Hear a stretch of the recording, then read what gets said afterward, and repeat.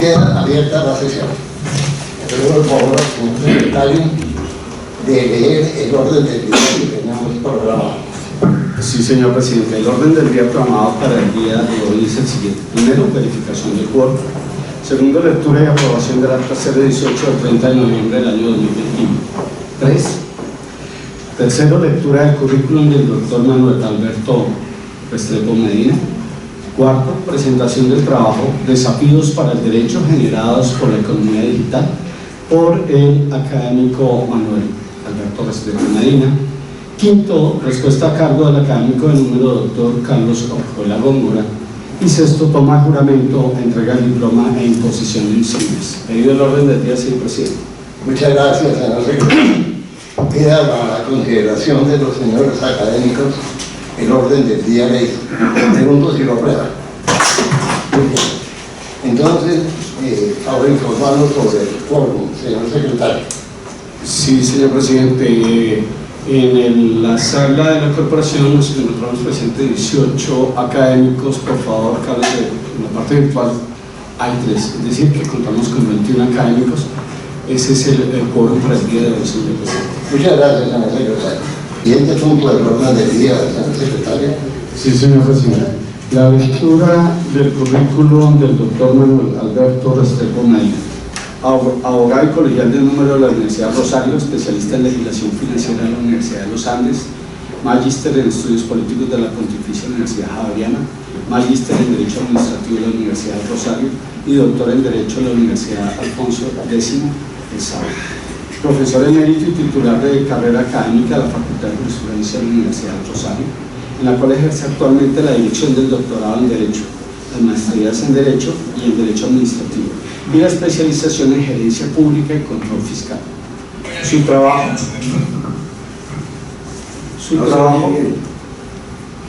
¿Perdón? No se oye bien. Carlos, por favor. Gracias, doctor Trujillo. Su trabajo de investigación se ha realizado en los ámbitos de Derecho Constitucional, Derecho Administrativo, la Administración Pública y el Control Fiscal, en desarrollo de la agenda del Grupo de Derecho Público del cual hace parte y la participación en proyectos de investigación y consultoría financiados por el PNUD, la GIZ, la ESI, el Banco Mundial y la Unión Europea. Ha sido profesor invitado en las universidades de Bolonia, Burdeos, San Francisco de Quito, Andina, Simón Bolívar y FAMIS. Fue conjuez de la Sala Disciplinaria del Consejo Superior de la Judicatura durante 4 años y actual miembro correspondiente de la Academia Colombiana de Jurisprudencia. Leído el currículum del doctor Manuel Alberto Restrepo Medina. Muchas gracias, señor secretario. Un currículum sumamente brillante, lleno de títulos y distinciones, muchas felicitaciones, doctor. El siguiente punto del orden del día. El siguiente punto del orden del día es el cuarto y es precisamente la presentación del trabajo Desafíos para el Derecho generados por la economía digital por el doctor Manuel Alberto Restrepo Medina. Tiene la palabra el doctor Restrepo. Señor presidente y demás integrantes de la mesa directiva de la corporación, señores expresidentes, doctores Augusto Trujillo y Cesario Rocha, distinguidos académicos correspondientes y de número, queridos colegas de la Universidad del Rosario, distinguida familia, Claudia y Nicolás, que nos sigue de Francia por acceso remoto. Me siento muy complacido en la tarde de hoy de dirigirme a ustedes con un trabajo que he titulado Desafíos para el Derecho generados por la economía digital y que responde precisamente a uno de los más importantes retos que la Academia Colombiana de Jurisprudencia tiene, como lo es el de abordar los temas disruptivos y de punta que generan retos para nuestra común disciplina jurídica. El trabajo está estructurado en una introducción que presenta el abordaje de la temática, una contextualización acerca del tema de la economía digital, una explicación de los retos que esta genera para los ámbitos específicos del derecho laboral, el derecho tributario y el derecho comercial, y una conclusión. Agradezco también de manera muy especial al académico de número Carlos Orjuela, quien me hará el honor de contestar el presente discurso de incorporación como miembro de número de la Academia Colombiana de Jurisprudencia. Introducción. La revolución digital ha transformado la economía en la manera de producir y consumir, hacer negocios y realizar intercambios colaborativos a una velocidad inusitada de cambio, producto de la naturaleza exponencial de los avances tecnológicos, cuya base está en el comercio electrónico y los pagos digitales, gracias al empleo masificado de plataformas digitales. Esa transformación de la economía trae aparejados desafíos para el derecho, que resulta impactado por ella y del cual se reclaman respuestas en escenarios tan diversos como el propiamente comercial, en ámbitos como los de la libre competencia o los derechos de los consumidores, el laboral, el tributario, el penal y hasta el constitucional, para no hacer referencia sino a los más evidentes. Esos retos comienzan por la definición de la necesidad de regular la economía digital, cuestión que no es para nada pacífica, pues quienes la defienden argumentan que se requiere para garantizar la protección y seguridad de los consumidores, evitar el dumping social, así como garantizar una competencia justa, mientras que otros sostienen que los efectos negativos que puede acarrear la regulación son más costosos que los fallos del mercado a los que se enfrentan.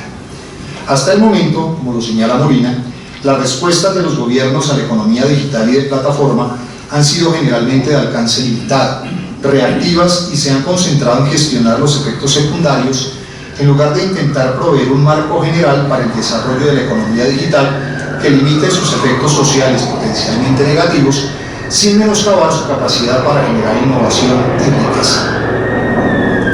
Con esto no se quiere significar que no haya una base legal para que la economía digital pueda operar, como sucede en el caso colombiano con la Ley 527 de 1999,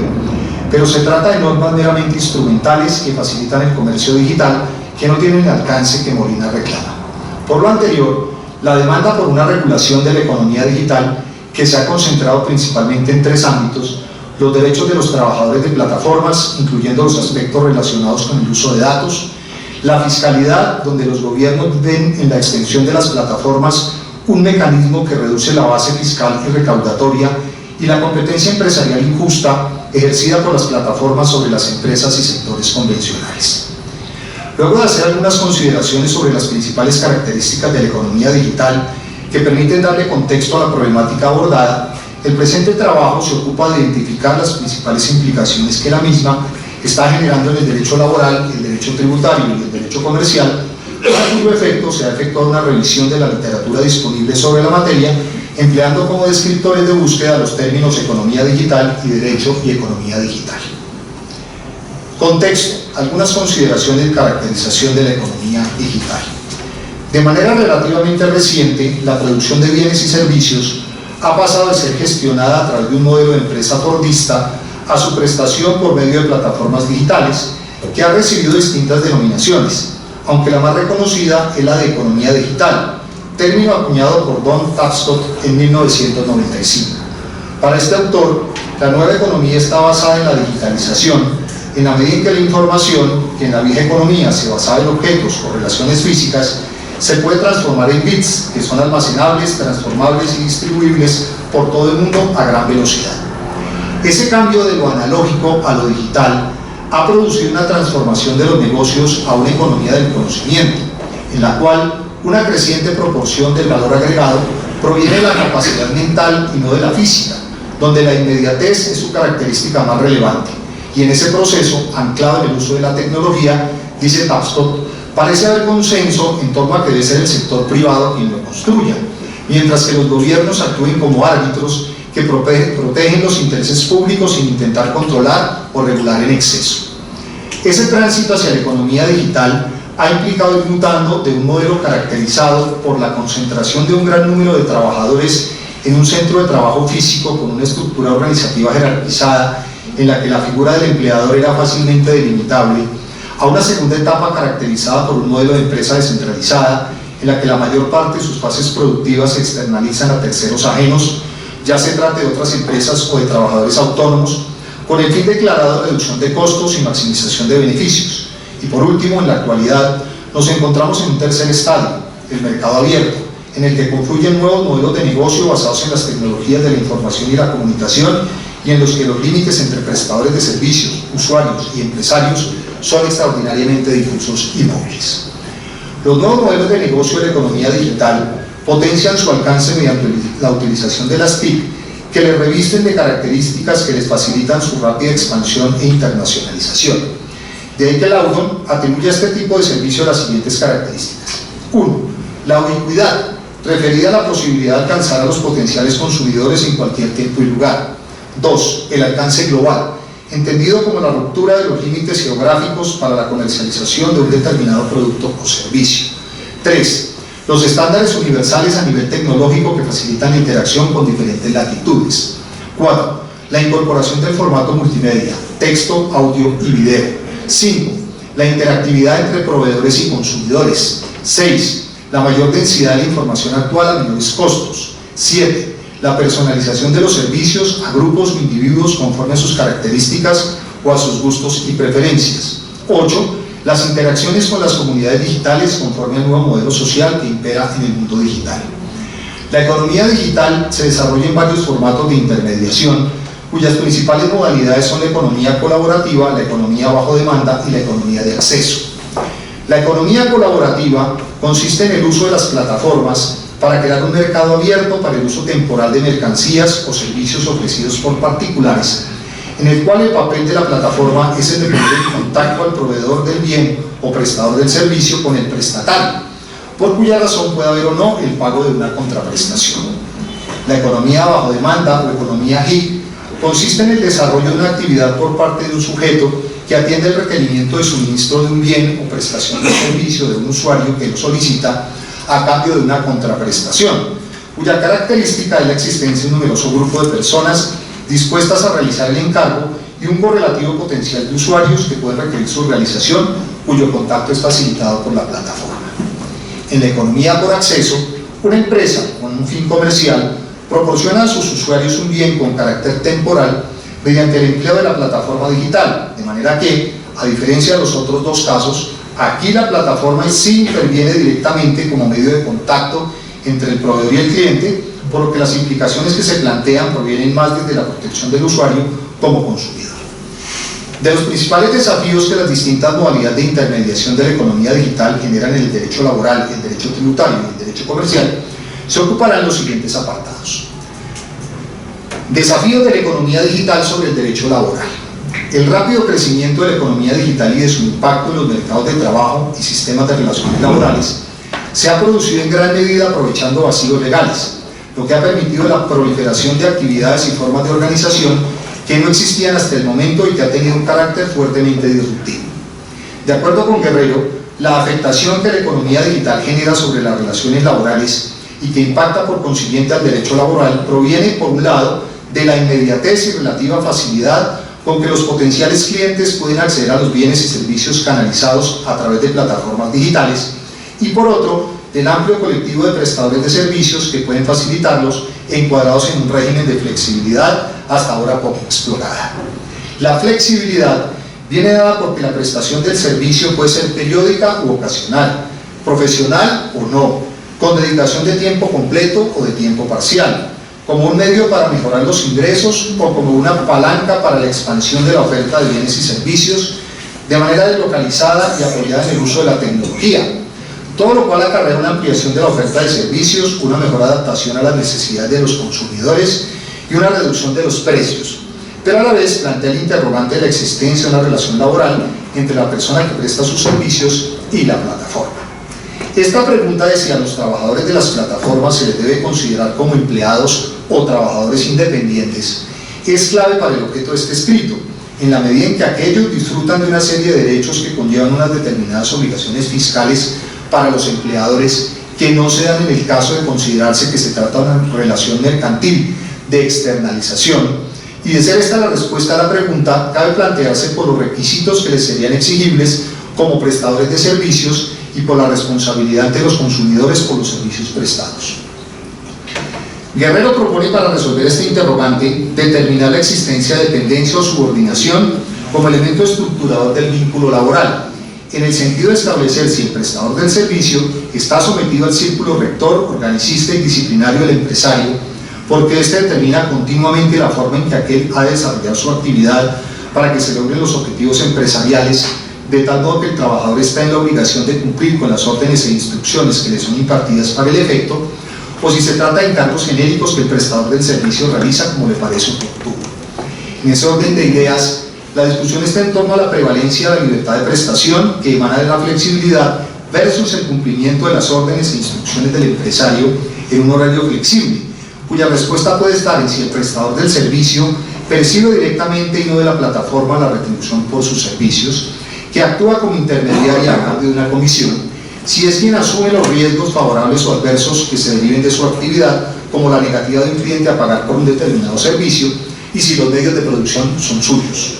Así, no habría relación laboral si el prestador del servicio lleva a cabo la actividad económica a título lucrativo de manera directa o fuera del ámbito de dirección y organización de la plataforma digital. Si bien podría pensarse que los trabajadores digitales no tienen una relación laboral con las plataformas, porque son ellos quienes deciden voluntariamente registrarse en ellas, aceptando mediante su adhesión las condiciones que tienen establecidas para el desarrollo de esa actividad, si éstas establecen un nivel de exigencia y especificación tales que controlan significativamente la actividad del prestador, se estaría frente a una laboralidad encubierta. En ese sentido, Sánchez Bayón señala que la economía bajo demanda se ha prestado para que a los prestadores de servicios se les impongan condiciones abusivas, que hacen evidente su dependencia de la plataforma digital y por ende la existencia de una relación laboral encubierta, cuya remuneración está muy por debajo de su cualificación, bajo una falsa promesa de futura mejora y de que otros vendrán a asumir la sobrecarga, por lo cual, como señala 2, se hace necesario redefinir el concepto de subordinación jurídica de cara a la dependencia económica de los trabajadores y garantizar los derechos laborales con independencia de los formatos que adopte la actividad. La dificultad para establecer la dependencia o subordinación se deriva de que el régimen jurídico de las relaciones laborales por Internet es deliberadamente confuso, al permitir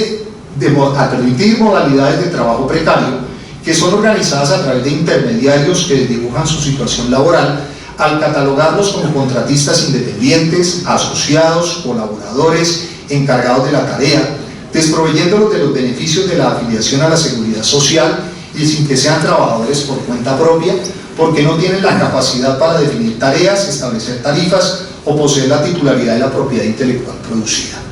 En esa medida, en los ámbitos de los trabajadores en régimen de externalización abierta con relaciones de empleo precarias y variables, se necesita la protección expresa del ordenamiento jurídico para garantizar la seguridad y la salud en el trabajo, la protección social, la libertad de asociación y la negociación colectiva, la estabilidad frente a despidos de facto, el derecho a una remuneración salarial digna, el derecho a rechazar el trabajo ofrecido con poca antelación sin penalización y la titularidad de la propiedad intelectual. Justamente para detectar la ocurrencia de una laboralidad encubierta, la Comisión Europea ha señalado que son indicios de control de la actividad subyacente por parte de las plataformas, la fijación del precio final que debe pagar el usuario, la fijación de las condiciones y términos que determinan la relación contractual entre el prestador y el usuario y la propiedad de los activos clave para prestar el servicio subyacente.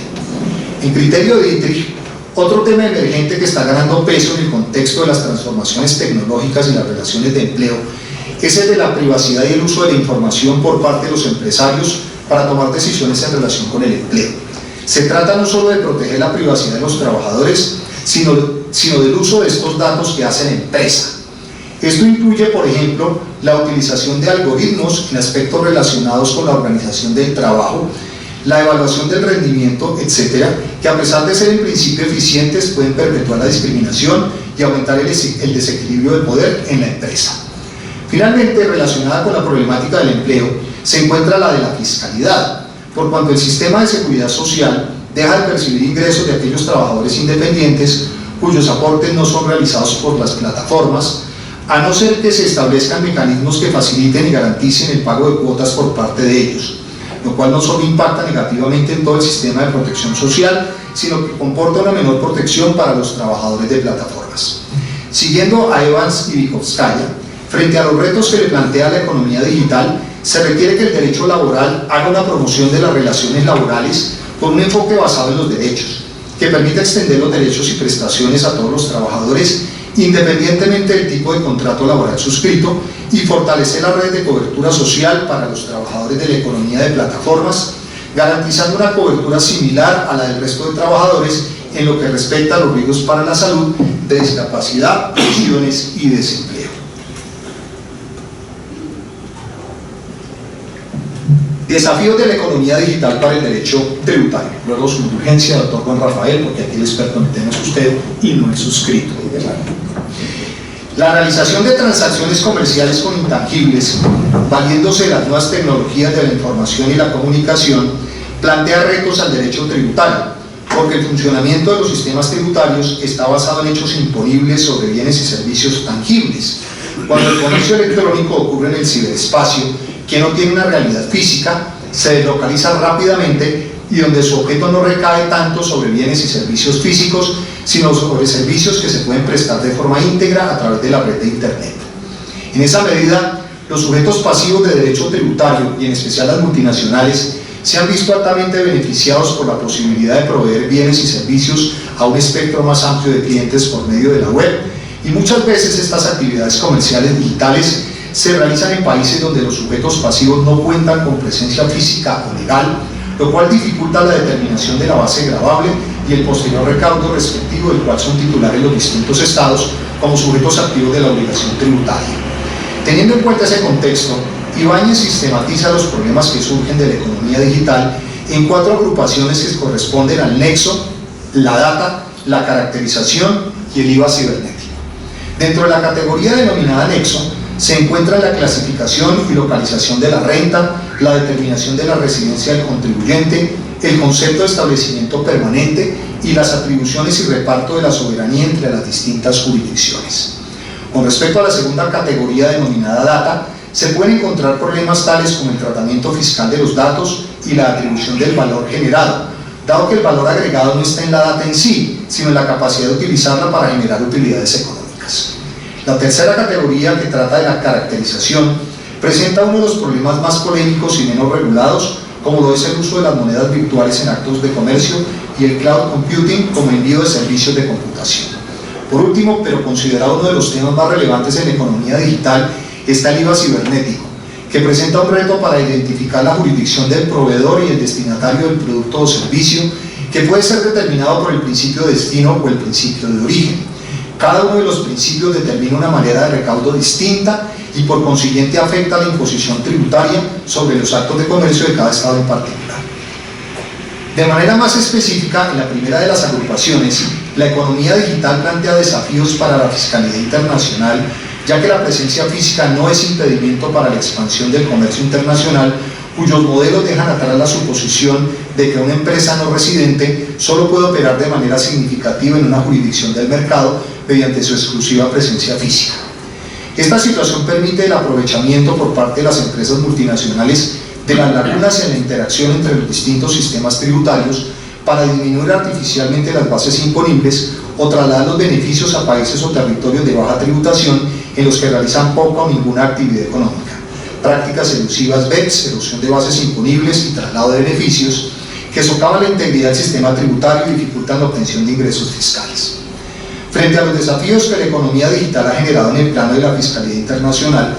desde 2015 los países miembros del G20 y de la OCDE han promovido un consenso mundial para armonizar y que resulten fácilmente inteligibles el criterio para la determinación de la existencia de un nexo o criterio de sujeción y las reglas de atribución de beneficios, dos conceptos fundamentales inherentes al reparto de la potestad tributaria entre jurisdicciones y a la forma en que se asignan los beneficios a las diferentes actividades desarrolladas por las empresas multinacionales, cuya implementación comprende un conjunto de 15 acciones y un sistema de 2 pilares que han obligado a los países miembros del marco inclusivo de BEPS de la OCDE y del G20 a ir adecuando progresivamente sus legislaciones internas y a generar acuerdos bilaterales de información.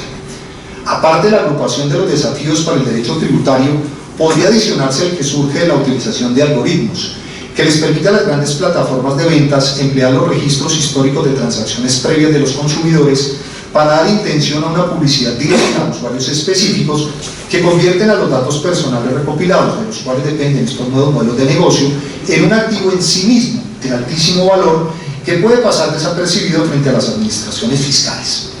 En resumen, la solución al problema de la fiscalidad internacional radica en poder determinar un criterio de atribución y de reparto de la soberanía tributaria entre distintas jurisdicciones, al tiempo de poder determinar también un criterio para establecer dónde se realizan en específico las actividades económicas en cuestión y dónde se genera el valor de estas actividades. mientras que en el orden interno, el vacío legal que se deriva del anonimato y la falta de control de los estados sobre Internet, que se traduce tanto en la eventualidad de una doble imposición como en el riesgo de que en la práctica las transacciones en líneas no estén sujetas a impuestos, convirtiendo a Internet en un paraíso fiscal, lleva a la necesidad de establecer una normativa especial aplicable al comercio electrónico. Desafíos de la economía digital para el derecho comercial. En este ámbito, el debate se ha centrado en la competencia desleal y el poder de mercado de las plataformas, ya que muchas de ellas tienden a estar dominadas por uno o muy pocos actores, gracias a, entre otras cosas, los fuertes efectos de red y las economías de escala. Otra preocupación es la forma en que las plataformas pueden aprovechar su acceso exclusivo a grandes cantidades de datos de consumo, negocios y transacciones, ya que este acceso les confiere una ventaja sobre competidores y reguladores por igual, pudiendo emplearse la algorítmica para llegar a acuerdos colusorios de precios. Sin duda, los datos son una entrada valiosa para las plataformas de Internet, cuyos usuarios voluntariamente suben sus datos sin que generalmente perciban ningún pago por ellos. Así, las plataformas de Internet, a cambio de los servicios que proveen, obtienen una especie de trueque la carga de datos de sus usuarios, quienes quedan expuestos a que se infrinja su privacidad y refleja una de las principales preocupaciones a la hora de hacer negocios a través de las plataformas, como lo es la seguridad de las transacciones. En efecto, la desmaterialización de las transacciones aumenta el riesgo de que una persona transite con una identidad ficticia o usurpe la identidad de otra persona. De esta manera, el desarrollo del comercio electrónico en un entorno abierto plantea dos problemas indisociables: la seguridad técnica y la seguridad jurídica de las transacciones desmaterializadas. Como señala Devoto, la seguridad es uno de los temas centrales y claves en el desarrollo de toda infraestructura de información, ya sea a nivel nacional como global. Los participantes quieren tener la certeza de que la persona con la que están contratando es efectivamente quien dice ser, que la información o mensajes transmitidos no han sufrido alteración durante su transmisión y que la información sea confidencial, de manera que solo pueda ser leída por el sujeto a quien va dirigida. Para este autor, la criptografía, a través de la firma digital, aporta las soluciones que permiten garantizar el no repudio y la inalterabilidad del mensaje, y la tecnología, a través del encriptamiento de los mensajes, aporta la solución adecuada al desafío de la confidencialidad. La cuestión es que, si tecnológicamente esos riesgos parecerían estar cubiertos, hace falta la masificación de su uso a través de la regulación y no únicamente desde los usos y costumbres mercantiles. Si bien es cierto que existen leyes sobre comercio electrónico, como la ya referida Ley 527 de 1999, en el caso colombiano, estas se han ocupado de regular los aspectos básicos para dar plena validez jurídica al uso de los mensajes de datos como otra forma de manifestación de voluntad y medio probatorio, así como institucionalizar los equivalentes funcionales de escrito, original, firma y archivos, pero no incorporan la totalidad de las prácticas que han surgido y existen sobre la materia. Así, por ejemplo, escapan del ámbito regulado normativamente por las legislaciones sobre comercio electrónico los actos previos, circundantes y posteriores al contrato, como la publicidad, la búsqueda de información sobre bienes y servicios, la negociación de condiciones sobre precio y tiempo de entrega o los servicios de atención al cliente en preventa y postventa, que muestran la insuficiencia legal y la necesidad de contar con una legislación completa y actualizada que garantice plenamente la seguridad jurídica negocial. Además, actividades propias del giro ordinario del comercio electrónico, tales como la apertura de cuentas bancarias, la adquisición de instrumentos monetarios y la transferencia electrónica de fondos, se prestan para realizar operaciones de lavado de dinero de fondos obtenidos de la comisión de delitos, cuya detección entraña una gran dificultad por el hecho de que los medios utilizados no son en sí mismos ilegales y dada la facilidad para su movilización anónima, por lo cual es lógico suponer que tales actividades sean empleadas con esa finalidad. Conclusión. La economía digital, entendida como el desarrollo de actividades comerciales llevadas a cabo a través del uso de tecnologías de computación digital, genera oportunidades y al propio tiempo desafíos para toda la sociedad. Estos últimos, referidos a cuestiones como la confianza en el ecosistema digital, el uso de los datos personales o la pérdida de empleos convencionales. En materia jurídica, el derecho de dar respuesta, ojalá más temprano que tarde, y sin sacrificar las ventajas de esta nueva forma de producción de bienes y servicios, a asuntos tales como la protección a los derechos de los trabajadores digitales, la imposición fiscal adecuada tanto para evitar la doble imposición como la evasión y la elusión, la protección de los datos y la privacidad de los usuarios de las plataformas, la competencia leal y la lucha contra los monopolios y las prácticas contrarias a la competencia, y la responsabilidad de las plataformas por los negocios celebrados mediante su intermediación. Lydia Bennett, haciendo un símil con la fábula de la liebre y la tortuga, señala que la norma se presenta como la eterna perdedora en la carrera sin fin contra la tecnología, y mientras esta da lugar a importantes transformaciones sociales que involucran nuevas formas de conducta de las personas, el derecho continúa dirigido a resolver nuevos problemas, incapaz de mantenerse al día con el mundo moderno. Para no ir demasiado a la saga de los desafíos que los cambios sociales marcados por el uso intensivo de la tecnología le plantean, es necesario llevar a cabo un proceso general de adaptación del derecho a la sociedad de hoy, digitalizada y virtual. El sistema normativo debe desarrollar la capacidad para entender las nuevas relaciones sociales, de las cuales la economía digital es tan solo uno de sus catalizadores, ajustarse a ellas y proponer soluciones innovadoras y creativas. En definitiva, y como ha sido su constante en la historia de la humanidad, se requiere seguir repensando el derecho para que pueda dar respuestas adecuadas a los requerimientos del momento presente y proyectarse a las transformaciones futuras que seguirán a un ritmo de cambio más vertiginoso que el actual. Muchas gracias.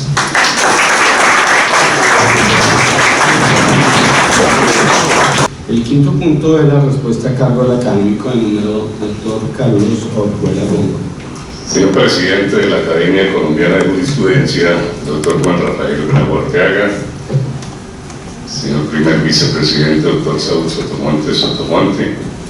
secretario general, doctor José Celestino Hernández, demás miembros de la mesa directiva, señores académicos presentes y conectados virtualmente, señores expresidentes y académicos honorarios, doctor Augusto Trujillo Muñoz y Cesario Rocha Ochoa, doctora Claudia Restrepo, familiares del doctor Manuel Alberto Restrepo Medina, señores invitados especiales. Debo señalar en primer término mi profunda sorpresa y gratitud con el doctor Manuel Alberto Restrepo por haber tenido la benevolencia de escogerme para contestar su muy brillante discurso. Un currículum vitae como el que leyó resumido nuestro secretario general muestra los dones, las calidades, las condiciones muy especiales de quien hoy asciende a académico de número, de manera que cualquiera de los académicos, y yo desde luego especialmente, se sentiría muy honrado de tratar en algo de contestar el muy brillante discurso del doctor Restrepo Medina. Debo señalar como aspectos muy propios de su personalidad que el doctor Manuel Alberto Restrepo es un hombre serio, de una recia formación académica, pero también un hombre de un gran humor, de muy buen humor.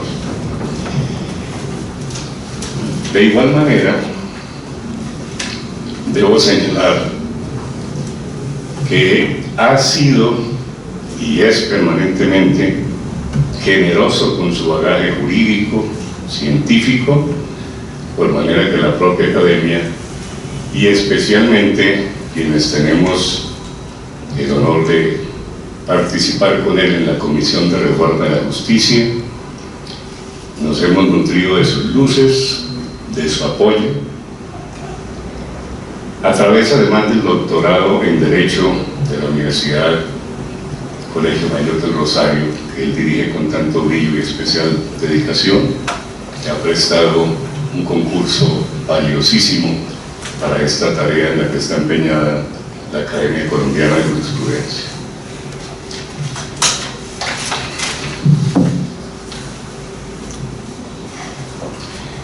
Sobraría decir también que el doctor Restrepo Medina es un académico juicioso, constante en sus deberes de esta naturaleza y que es habitual verlo presente en todos los actos programados por la institución, en los que siempre interviene con sabiduría, espíritu de colaboración y en los que suele hacer planteamientos sesudos y bien respaldados. Pues bien, Manuel Alberto nos pone presente en el denso trabajo que ha puesto hoy a consideración de esta academia, que la revolución digital ha transformado la economía en la manera de producir y consumir, hacer negocios y realizar intercambios colaborativos como producto de la utilización de los avances tecnológicos y principalmente debido al empleo generalizado de plataformas digitales. Es decir, nos pone en medio de esas disquisiciones a las puertas de lo que hoy conocemos como la llamada inteligencia artificial. Ello, como es apenas natural, implica unos desafíos interesantes y complejos para el mundo jurídico, pues la sociedad espera respuestas en todos los campos en los que se mueven intereses de diversa índole. Y desde luego, en cuanto se avisora que es indispensable regular los efectos correspondientes, sin dejar de lado que algunos sectores estiman que las regulaciones podrían traer consecuencias negativas en muchos de esos terrenos. Lo cierto es que hasta ahora no son muchos los países que han incursionado por los meandros de esas regulaciones, y pareciera que muchos inclusive están a la espera de observar y estudiar lo que hacen a este respecto los demás. A propósito, dice Manuel Alberto que ese panorama se mueve en 3 direcciones: los derechos de los trabajadores de las plataformas, la fiscalidad y la competencia empresarial con las entidades y sectores que siguen actuando de la manera tradicional. Pues bien, es conveniente entonces que hagamos algunas breves reflexiones sobre este apasionante tema. Hay que decir que, como lo señalan algunos analistas de estos fenómenos, el rápido avance a la inteligencia artificial ha cautivado la atención del mundo, causando expectación y alarma y planteando importantes interrogantes acerca del posible impacto en la economía mundial. Tan cierto es ello que en muchos escenarios del mundo ya se habla de la 4ª revolución industrial, que tiene como protagonista principal la inteligencia artificial. Por consiguiente, es absolutamente indispensable analizar muy a fondo lo que se relaciona con la reglamentación de los fenómenos que surgen como consecuencia de este novedoso y controvertido medio tecnológico. No solo trae a colación, entre muchas definiciones de lo que es la inteligencia artificial, la de Lane Rich, según la cual es el estudio de cómo se puede lograr que los ordenadores hagan cosas que, de momento, las personas hacen mejor. La presidenta del Parlamento Europeo, la maltesa Roberta Metsola, llamó la atención en el reciente foro mundial sobre la circunstancia de que si hay algo en lo que no podemos admitir compromisos, es en el hecho de que cada vez que la tecnología avanza, tiene que ir de la mano de nuestros derechos fundamentales y valores democráticos, lo cual impone un marco sustancial a todos los intentos que se hagan en esta materia. Es por dicha urgencia, dicen quienes permanecen atentos a esos desarrollos, que la Unión Europea quiere ir por delante, habida cuenta de que Estados Unidos y China están preparando ya sus propias regulaciones. Estudiosos como Manuel Muñiz y Samir Sarán advierten que la inteligencia artificial puede realizar tareas que las personas detestan hacer. También puede brindar educación y atención médica a millones de personas que están desatendidas en los marcos existentes. Y puede mejorar en gran medida la investigación y el desarrollo, lo que podría marcar el comienzo de una nueva era dorada de la innovación. Pero también puede potenciar la producción y difusión de noticias falsas, desplazar la mano de obra humana a gran escala y crear herramientas peligrosas y perturbadoras que son potencialmente enemigas de nuestra propia existencia. Por ende, concluyen que esto exige una mejor gobernanza a nivel mundial. Incluso ponen de presente cómo hacia el año 2028 India será la tercera potencia económica del mundo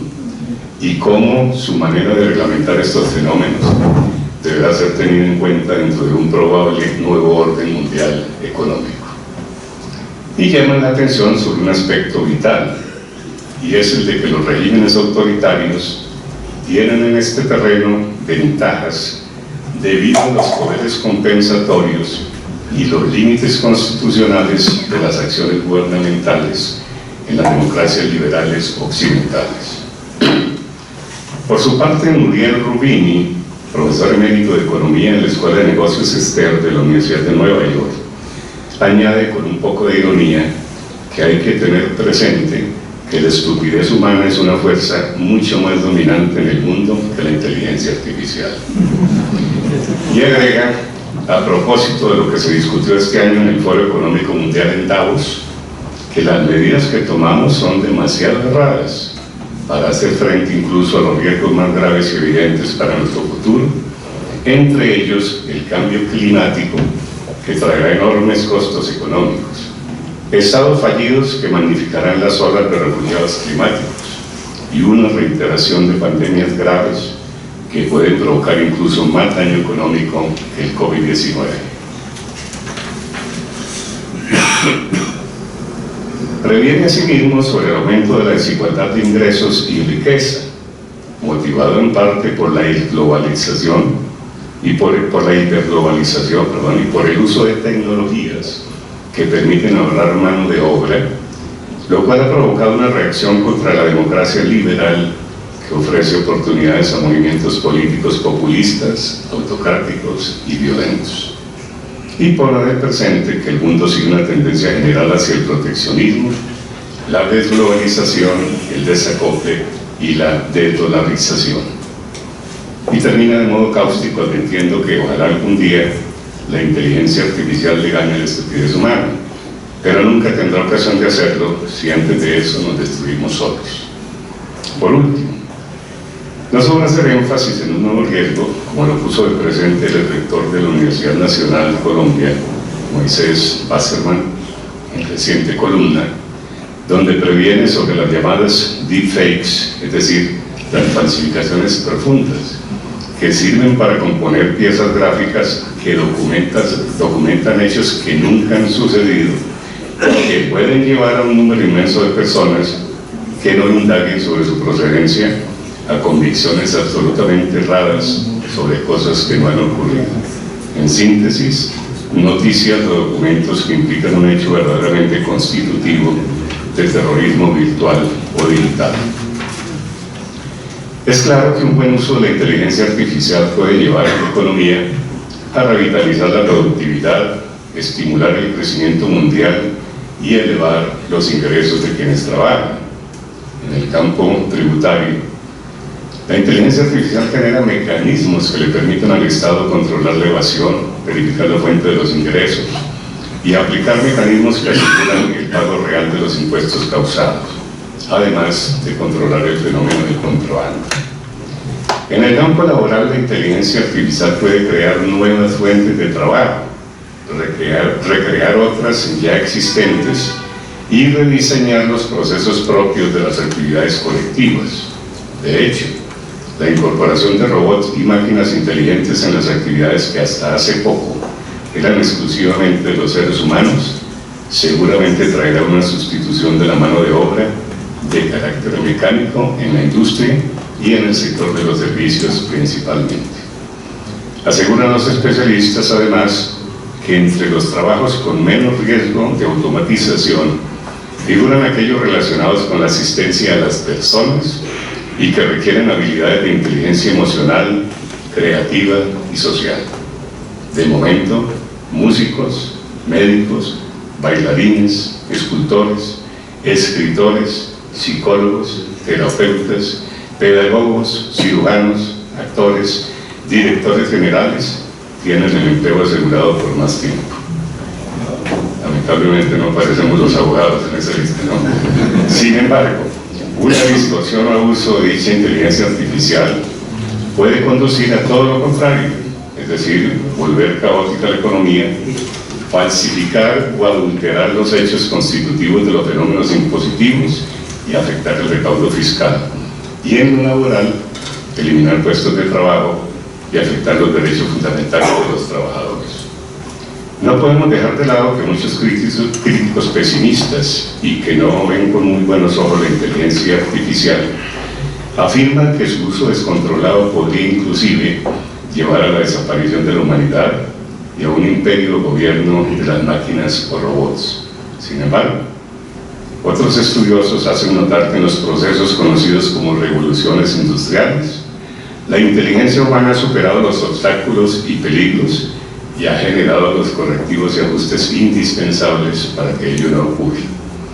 Desde la perspectiva de quienes creemos en un ser superior, el criterio predominante es el de que Él le dará a las criaturas que hizo a su imagen y semejanza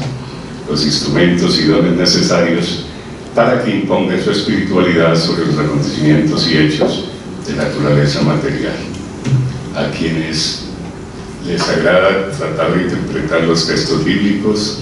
les recuerdo, por ejemplo, Jeremías 33:3, que dice: clama a mí y te mostraré y te enseñaré cosas grandes y ocultas que tú no conoces. Por todas estas razones y circunstancias, el enjundioso trabajo mediante el cual el doctor Manuel Alberto Restrepo Medina representa su ascenso a la calidad de académico de número, constituye un valioso llamado de atención sobre una temática vital para el correcto desarrollo de la sociedad, su economía y su vocación de generadora de mayores y mejores oportunidades de realización personal y profesional para todos los seres humanos. Por todo ello, doctor Manuel Alberto Restrepo Medina, la Academia Colombiana de Jurisprudencia celebra con alborozo esta ocasión y expresa su confianza en que su inteligencia, profundo conocimiento de las instituciones jurídicas y su capacidad de creación, de innovación y concreción de nuevas formas científicas contribuirán al buen nombre de esta institución y, por contera, al compromiso que tenemos todos sus integrantes de ayudar a la consolidación de un nuevo y mejor país. Nuestro reconocimiento por sus méritos y calidades y nuestras congratulaciones para usted, doctor Manuel Alberto Restrepo Medina, su señora esposa y su distinguida familia que nos honra hoy con su cálida presencia. Bienvenido y enhorabuena.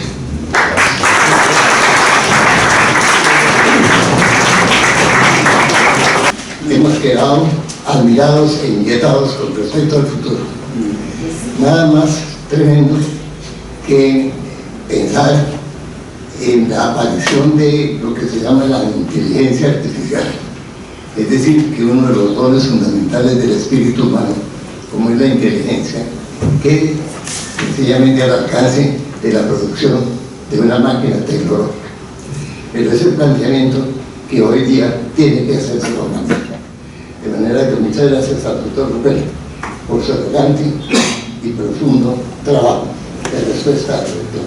Peixoto. Muchas gracias. Señor presidente, el siguiente punto y último del orden del día es la toma del juramento, la entrega del diploma y la imposición de la insignia correspondiente como nuevo miembro del número de esta corporación. Jura usted por Dios y por la Academia cumplir bien, fiel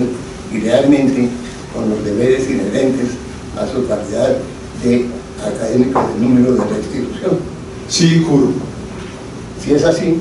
que Dios y la Academia se lo premien, sino que él y ella se lo deban. Muchas felicitaciones.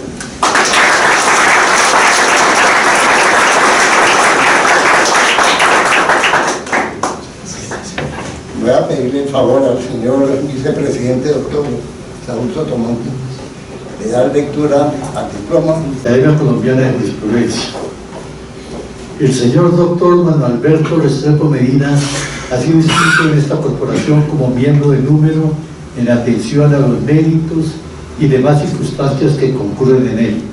Y para que conste, se les pide el presente diploma en Bogotá a 7 de marzo de 2024. el presidente, el vicepresidente, el secretario.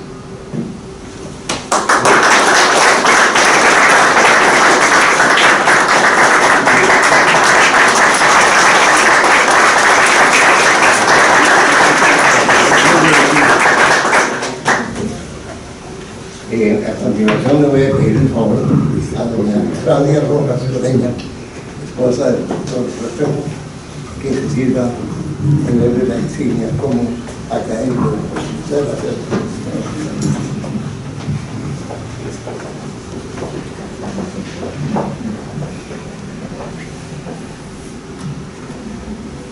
No lo hacía de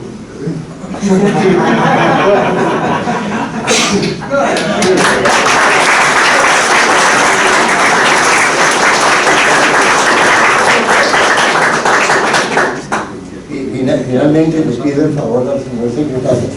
de hacer la entrega al doctor Restrepo de los estatutos. Gracias. Se nos siguen obligando desde el principio hasta el fin.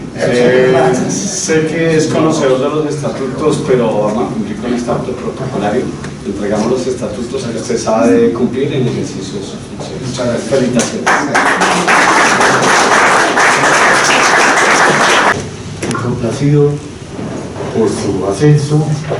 y felicitaciones por ese trabajo tan importante y tan actual que usted nos ha presentado, porque usted puso todo su bagaje jurídico al servicio de uno de los grandes saltos cualitativos